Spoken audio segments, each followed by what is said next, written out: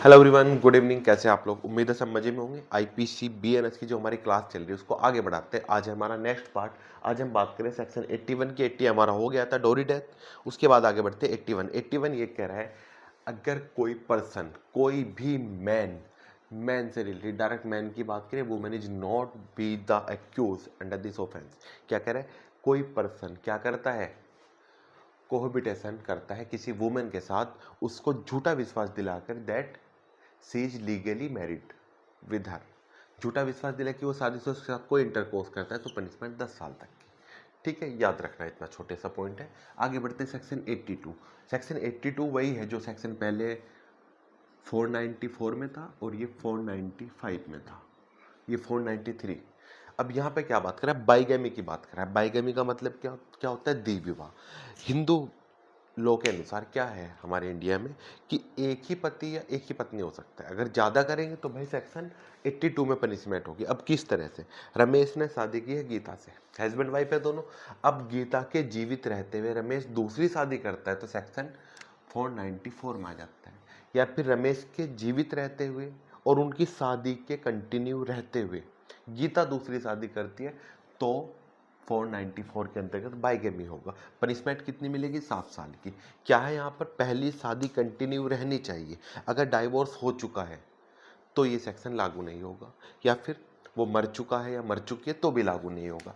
आगे बात करें 495 की। 495 क्या बात करता है? आपने क्या किया? पहली शादी कंटिन्यू है, पहली शादी कंटिन्यू है, डाइवोर्स नहीं हुआ अभी तक, और दूसरी शादी कर ली और दूसरी वाइफ से छुपा दिया कि पहले मेरी शादी हो रखी, मेरी एक वाइफ और है। जैसे वो जोक आता है ना, इंस्टाग्राम पे आता है कि आपने तो पहले ही कहा था मुझे रानी की तरह रखोगे, घर पे आके देखा तो कहा यही तो कहा था रानी की तरह, मेरी पहली वाइफ का नाम रानी है। तो यहाँ पे वो हुआ है। यहाँ पे क्या हुआ है?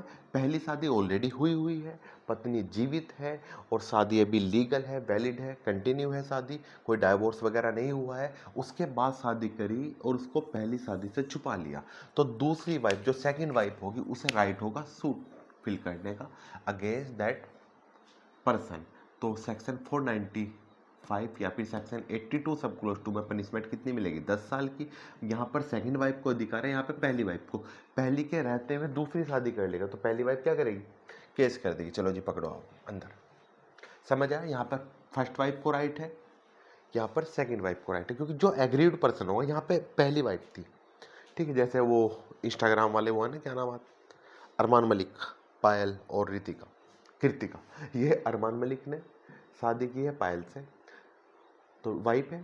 अब अगर वो कृतिका से शादी की है तो पायल सूट ला सकती है, सीधी सी बात है। दूसरी बात है कि उसने पायल के बारे में बताया ही नहीं था और कृतिका से शादी कर ली, बात बताया नहीं, पहले शादी हो रखी है और शादी कंटिन्यू है अभी।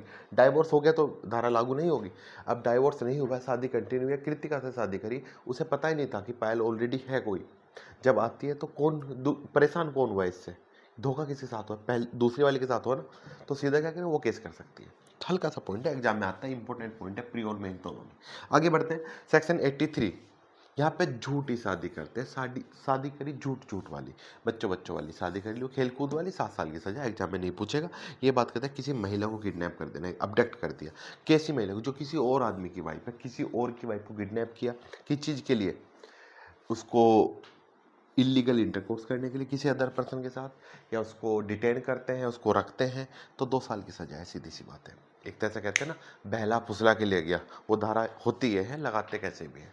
अब ये मैरिड वुमेन के लिए और अनमैरिड वुमेन के लिए आगे आएगा। अब ये मत कहना सर अनमैरिड वुमेन नहीं होती, क्योंकि वुमेन के लिए क्या बोला गया है? अगर आप डेफिनेशन करो any women of any as.